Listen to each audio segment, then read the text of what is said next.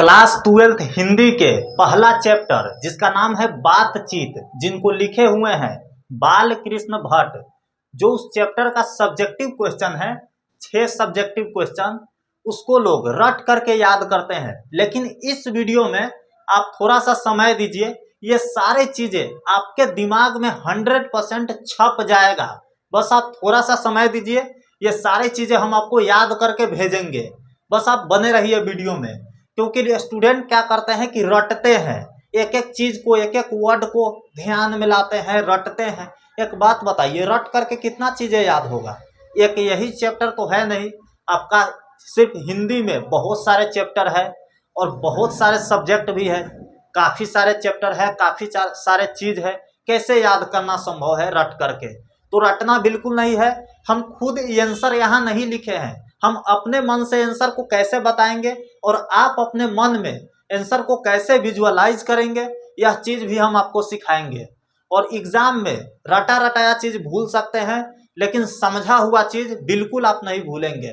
तो आइए एक एक करके इस सारे को ऑपरेशन करते हैं और एक एक चीज आपके दिमाग में बैठाते हैं, क्योंकि हम ऐसे ही सारा क्वेश्चन का आंसर लिखे थे और एग्जाम में मेरा काफी अच्छा मार्क्स आया था हिंदी में। आप जा करके टेलीग्राम पर मेरा मार्कशीट आप देख सकते हैं। तो आइए एक एक करके हम लोग देखते हैं।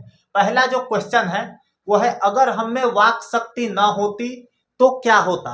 अगर हम में वाक शक्ति ना होती तो क्या होता? It's a very simple. इसका आंसर बहुत ज्यादा आसान है। आप सोच करके देखिए, बातचीत नहीं होते तो जब हम आपको बोल करके समझा रहे हैं, आपके कानों तक यूट्यूब वीडियो का आवाज जा रही है, वो जा पाती? बिल्कुल नहीं। तो आप कैसे सुन पाते? संभव ही नहीं था।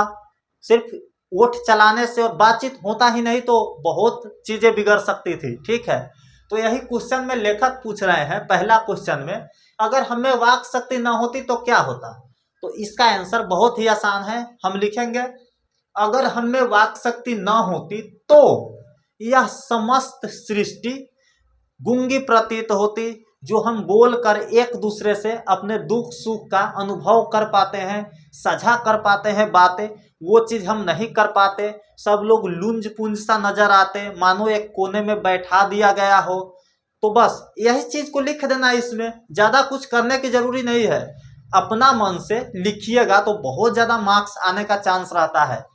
और एग्जामिनर भी देखता है कि बच्चा रटा रटाया चीज को लिखा है कि अपना मन से लिखा है। तो अपना मन से लिखे हुए आंसर को एक बात ही कुछ अलग है। तो इसका सिंपल सा आंसर है, अगर हमें वाक शक्ति ना होती तो यह समस्त सृष्टि गूंगी प्रतीत होती, सब लोग लुंज पुंज सा नजर आते, और जो हम बोल करके एक दूसरे के साथ अपने फीलिंग को, अपने इमोशन को, हिंदी में बोलेंगे तो अपने अनुभव को शेयर कर पाते हैं, सुख दुख को शेयर कर पाते हैं, साझा कर पाते हैं, वो चीज हम नहीं कर पाते, क्योंकि ये सारी चीजें बातचीत के जरिए ही पूरी हो पाती है। तो दूसरा नंबर अब क्वेश्चन पर आते हैं हम लोग। उम्मीद है आपको याद हो गया होगा, ज्यादा चीजें इसमें रटने रटाने की जरूरी है नहीं। और दूसरे के जैसा हम आपको पीडीएफ ला करके आंसर पढ़ पढ़ के नहीं सुनाएंगे, क्योंकि मेरा काम है आपको आंसर लिखने का तरीका और आंसर को समझने का तरीका को सिखाना है।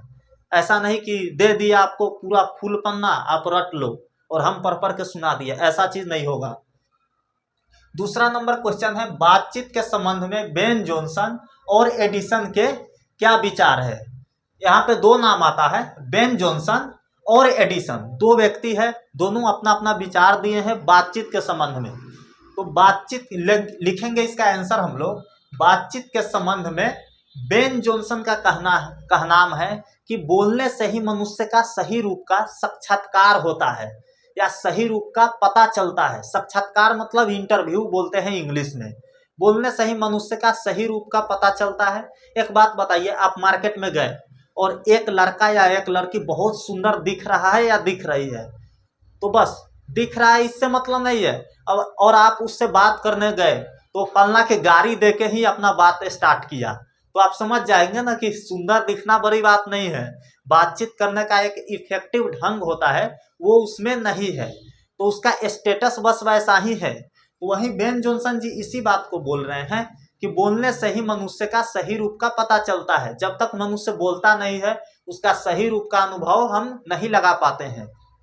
और वही एडिसन जी बोलते हैं कि असल बातचीत सिर्फ दो व्यक्तियों में ही हो सकती है, जब 3 हुए तब 2 की बात कोसों दूर गई। तो यहाँ पे 2 लोग हैं, अपना अपना विचार बातचीत के संबंध में दिए हुए हैं। पहला बेन जॉनसन, वे कहते हैं कि बोलने से ही मनुष्य का सही रूप का साक्षात्कार होता है। दूसरा एडिसन जी है, वे कहते हैं कि असल बातचीत सिर्फ 2 व्यक्तियों में ही हो सकती है। तो आप इसका आंसर सीधी सी लिखेंगे।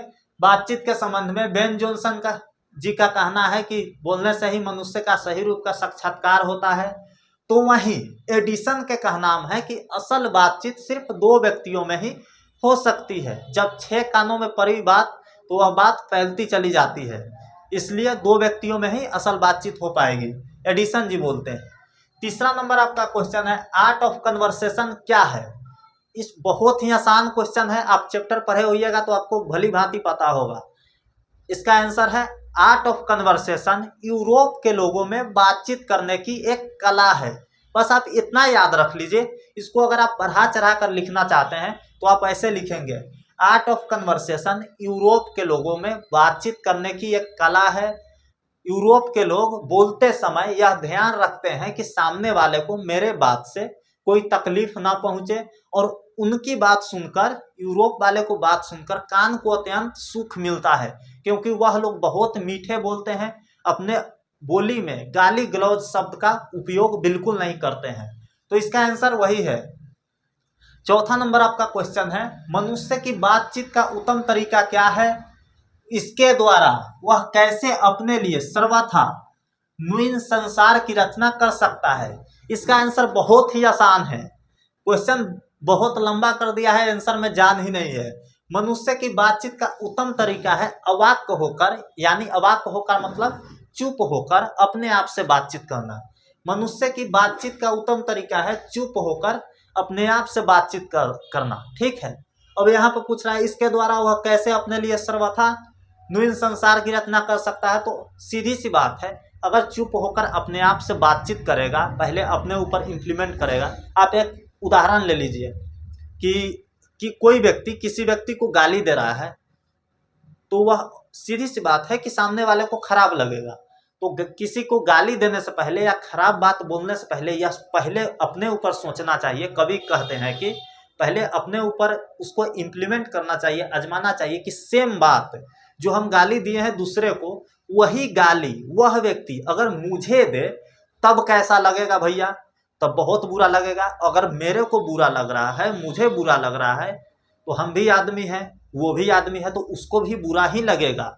इसलिए कोई भी बात बोलने से पहले अपने ऊपर पहले सोचना चाहिए कि मुझे यह बात कैसा लगेगा। अगर खराब लगेगा तो हम सामने वालों को भी वो बात नहीं बोलेंगे।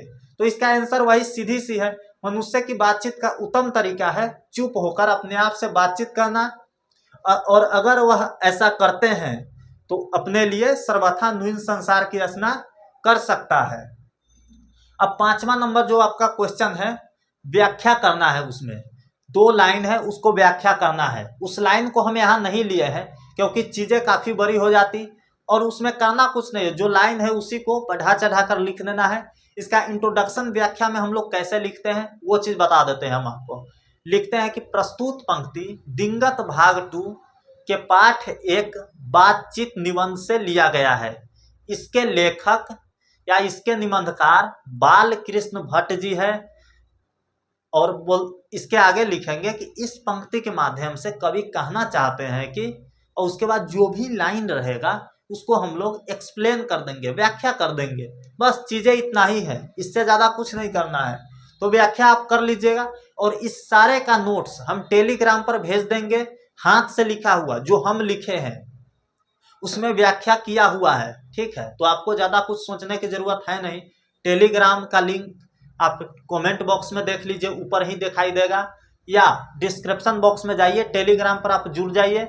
वहाँ सारी चीज़ें आपको PDF के रूप में और हाथ से लिखा हुआ हैंड रिटन नोट्स आपको मिल जाएगा। 6ठा नंबर जो क्वेश्चन है, इस निबंध की क्या विशेषताएं हैं। एग्जाम में आपको इस नहीं रहेगा, एग्जाम में रहेगा बातचीत निबंध की क्या विशेषताएं हैं, ऐसे रहेगा। तो किसी भी निबंध के या किसी भी पाठ के जब विशेषताएं पूछे तो उसमें कुछ ज़्यादा करने की ज़रूरत नहीं है। उस चैप्टर के बारे में मेन चीज़ क्या है जो पढ़ना चाहिए, जो सबसे अच्छा लगा वही चीज़ को इसमें लिख देना होता है। तो मेन चीज क्या है, यही चारों क्वेश्चन में है, तीनों क्वेश्चन में है। जो 4 क्वेश्चन है, जो सारी बातें इसमें हुई है उसी को इसमें लिख देना है। क्या लिखना है, तो इसमें बस सीधी सी बात लिखना है कि बातचीत निबंध बालकृष्ण भट्ट जी द्वारा लिखे गए हैं। इस निबंध में बालकृष्ण भट्ट जी कहते हैं कि अगर हम में वाक्य शक्ति ना होती तो समस्त सृष्टि गूंगी प्रतीत होती। जो हम बोलकर एक दूसरे के अपने सुख दुख को शेयर कर पाते हैं, वो चीज हम नहीं कर पाते। दूसरा नंबर में से अब थोड़ा सा क्वेश्चन में से लिख देते कि बातचीत के संबंध में बेन जॉनसन का कहना है कि बेन जॉनसन का कहना है कि बोलने से ही मनुष्य का सही रूप का साक्षात्कार होता है। और वही एडिसन जी कहते हैं कि असल बातचीत सिर्फ 2 लोगों में ही हो सकती है। अब तीसरा नंबर क्वेश्चन से थोड़ा सा लिख देंगे, आर्ट ऑफ कन्वर्सेशन क्या है, इसमें से थोड़ा सा लिख देंगे कि यूरोप के लोगों में बातचीत करने की एक बहुत ही अच्छी कला होती है जिसको हम आर्ट ऑफ कन्वर्सेशन बोलते हैं। अब चौथा में से लिख देंगे कि अंततः कवि कहना चाहते हैं कि बातचीत करने का, मनुष्य में बातचीत करने का उत्तम तरीका अवाक होकर, चुप होकर अपने आप से बातचीत करना है। ठीक है, बस ये विशेषताएं में यही चीज लिखते हैं, शुरू से लेकर अंत तक एक छोटा सा समरी लिख देते हैं। तो उम्मीद है आपको क्लास बहुत अच्छा लगा होगा। और ऐसे ही थोड़ा सा चीजें अलग लग सकता है क्योंकि अभी तक आप पढ़ते आए होइएगा, पीडीएफ दिखा दिया, क्वेश्चन दिखा दिया और उसका आंसर पढ़ के सुना दिया। तो ऐसे नहीं करना है, ये चीजें गलत है मेरे हिसाब से। आपको जो भी लगे, क्वेश्चन देख करके अगर कोई अपने आप से आंसर बोल रहा है, जैसे हम बोल रहे हैं, वैसे अगर आप बोलने लगे तो सारी चीजें आपको याद हो जाएगी, पूरा चैप्टर आपके मन में चलने लगेगा। तो बस ऐसा ही करना है। सारे चैप्टर मेरे को याद है, पूरा आपका जितना हिंदी में चैप्टर है सब कुछ याद है, तो उसका आंसर लिखने का कोई जरूरी नहीं है, हम क्वेश्चन देख कर के सारा का आंसर बता देंगे। और वैसे ही हम लिखे थे तो बहुत काफी अच्छा नंबर आया था। तो उम्मीद है आपको सारी चीजें समझ में आया होगा। और इसका पीडीएफ लेना चाहते हैं तो कमेंट बॉक्स में और डिस्क्रिप्शन बॉक्स में टेलीग्राम का लिंक है, जाकर ज्वाइन हो जाइए, वहां आपको इसका पीडीएफ दिख जाएगा। और अगर आपको क्लास अच्छा लगा तो कमेंट बॉक्स में अपना राय बता दीजिए, क्लास आपको कैसा लगा है। और किसी एक दोस्त के साथ इस वीडियो को शेयर कर दीजिए, इससे मेरा मनोबल बढ़ेगा। तो इसी तरह से सारे चैप्टर का एक एक चीज हम आपको समझाएंगे। तो विदा लेते हैं इस वीडियो में इतना ही के साथ, फिर मिलते हैं किसी और इंटरेस्टिंग और फार वीडियो के साथ। तब तक के लिए इजाजत दीजिए। Love you and bye bye all students.